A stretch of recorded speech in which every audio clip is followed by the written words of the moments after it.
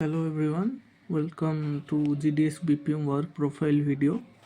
तो मैं आपको यहाँ पे दिखाने जा रहा हूँ कि GDS BPM का काम क्या होता है। ठीक है, तो सबसे पहले हमें मतलब 10 बजे हमें डे बिगिन करना होता है। गलत बटन दबा दिया। ठीक है, तो हमें डे बिगिन करना होता है, तो जो कि दर्पण ऐप में होता है। दर्पण ऐप जो है मेन ऐप होता है पोस्ट ऑफिस का। ठीक है, इसमें ही सारे काम होते हैं। और जो IPV वाले काम होते हैं, IPPV वाले, तो वो ये माइक्रो ATM ऐप पे होता है। ठीक है, जैसे कि आप लोग माइक्रो ATM क्लिक करेंगे तो आपको यहाँ पे एक यूज़र ID और पासवर्ड वो मांगेगा। ठीक है, तो जैसे कि आप देख सकते हैं लोड हो रहा है। आपको यूज़र ID और पासवर्ड दोनों डालना है। ठीक है, तो उसके बाद आप जो IPPV के काम करेंगे, जो हम एक और अलग वीडियो में देखेंगे। ठीक है, और पहले इसको हम हटा देते हैं, फिर दर्पण ऐप में आते हैं। जैसा कि आपको दर्पण आप ओपन करेंगे, आपका इंटरफेस ऐसा है। मैंने आज का डे बिगिन ऑलरेडी किया हुआ है।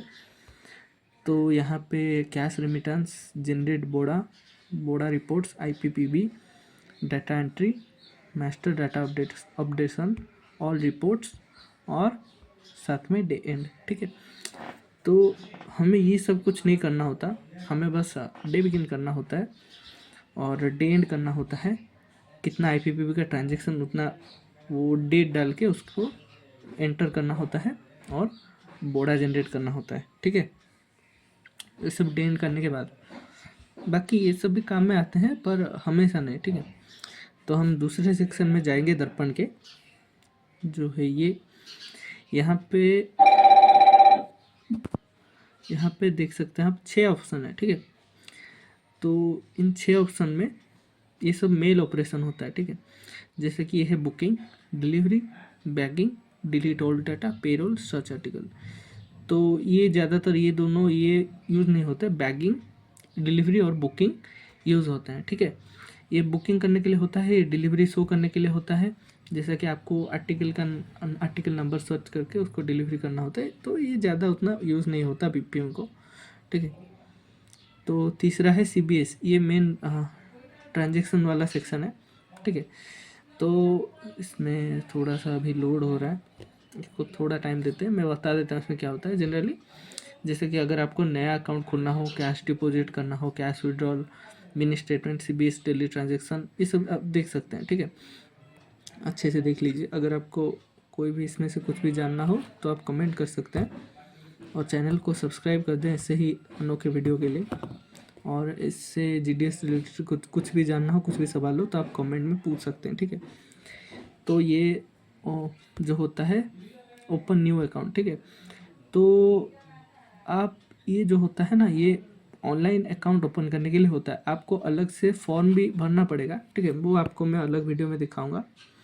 आपको अलग से फॉर्म भी भरना पड़ता है। पहले आपको उस फॉर्म में भरना है, फ़ोटो वोटो सब लगाना है। प्रोसेस कैसे करना है वो मैं अलग वीडियो में बताऊंगा। उसको करने के बाद यहाँ पे आपको कुछ भी ऐसे सिलेक्ट करके यहाँ प्रोसीड मारना है। ठीक है, सॉरी गलती से, अगर मैं सपोज मुझे RD खोलना है तो प्रोसीड मारना है।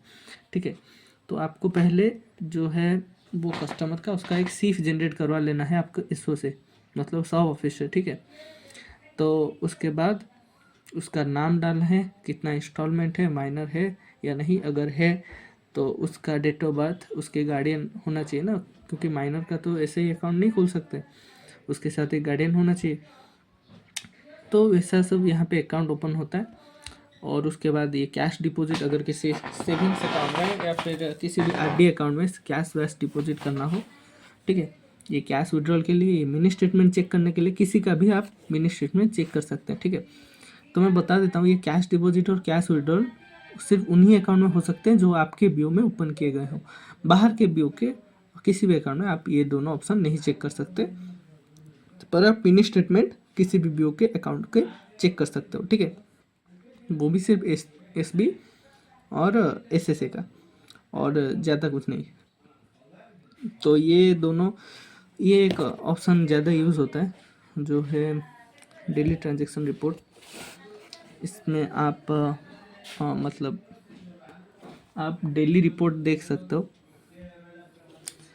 जैसा कि ये है मैं 8 तारीख का देखता हूँ, तो इसमें मेरा कोई भी ट्रांजेक्शन नहीं हुआ है। तो 7 का भी नहीं है। 6 अभी तो हुआ था, 2 को शायद हुआ था। अच्छा, मैं सबमिट करना भूल गया। 1 अभी ठीक है, तो अभी ट्रांजेक्शन नहीं हुआ है इसलिए कुछ भी शो नहीं कर रहा है, पर अभी तो हुआ था ट्रांजेक्शन। 1 सेकेंड, 2 अगस्त में ऑल सबमिट। ठीक है, इसमें हम डेली ट्रांजेक्शन हम देख सकते हैं, इसको हम बाद में डिटेल में देखेंगे। ठीक है, तो उसके बाद वाला सेक्शन है ये हमारा इंश्योरेंस सेक्शन है। ठीक है, तो आपको जिन लोगों को नहीं पता, मैं फिर से बता देता हूँ कि हमारे पोस्ट ऑफिस में 3 तरह के काम होते हैं। पहला है मेल, दूसरा है बैंकिंग और तीसरा है इंश्योरेंस। ठीक है, तो ये तीसरा पार्ट है। ये जो आपने पहला वाला देखा मेल, उसके बाद बैंकिंग, ये वाला है इंश्योरेंस। ठीक है, तो इंश्योरेंस में क्या क्या होता है? पहले प्रीमियम कलेक्शन, ये कुछ नहीं होता, इसको यूज़ नहीं करते। Proposal indexing, policy search, code generation, service request indexing, insurance report. ठीक है, तो अभी सपोज करो किसी का ऑलरेडी इंश्योरेंस हुआ है, तो हमें बस उसका प्रीमियम कलेक्ट करना है, तो हम इसमें जाएंगे। ठीक है, तो जैसा कि आप लोग देख सकते हैं, ये आपको बस इसमें जाके आपको सिलेक्ट करना है कि इनिशियल है या रिन्यूअल। तो हम रिन्यूअल सिलेक्ट करेंगे, फिर उसका पॉलिसी नंबर एंटर करेंगे, मोबाइल नंबर देंगे और सर्च पे क्लिक कर देंगे। तो ऐसा हम प्रीमियम मतलब उसका मंथली या क्वार्टरली जो भी प्रीमियम हो उसको भर सकते हैं। दूसरा होता है प्रपोजल इंडेक्सिंग, जैसे हम अकाउंट ओपन करते हैं वैसे ही हम प्रपोजल भी इंडेक्स कर सकते हैं। ठीक है, उसमें उसके लिए आपको मैं दिखाऊंगा कैसे प्रपोजल इंडेक्स करना होता है। आपको जानना है तो कमेंट कर सकते हैं।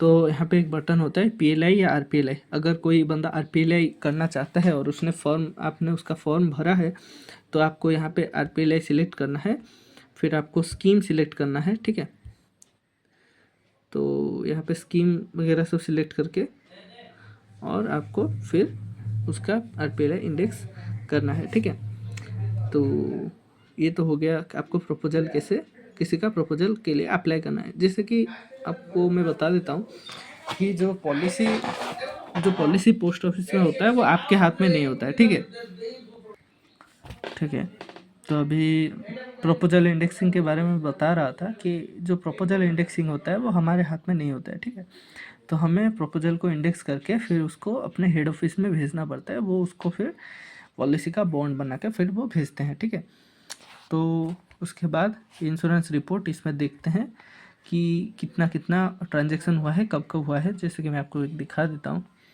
इसमें आपको डेट डालना होता है। ठीक है, तो मैंने ये डेट डाला और ओके कर दिया। ठीक है, सॉरी मैं आपको वो इंश्योरेंस, हाँ, क्योंकि किसी का भी वो प्राइवेट होता है ना। ठीक है, तो मैं उसको स्किप कर दूंगा, मतलब इंश्योरेंस वाले पार्ट को। ठीक है, तो इतना ही होता है। अगर आपको वीडियो पसंद आया हो तो लाइक करें, सब्सक्राइब करें। अगर कोई भी क्वेश्चन हो तो आप मुझे कमेंट में पूछ सकते हैं। ठीक है, और GDS रिलेटेड कुछ भी आपके क्वेरीज हो तो आप मुझे कमेंट में पूछ सकते हैं। मैं आपका आंसर करने के लिए हमेशा रेडी रहूँगा। ठीक है, धन्यवाद।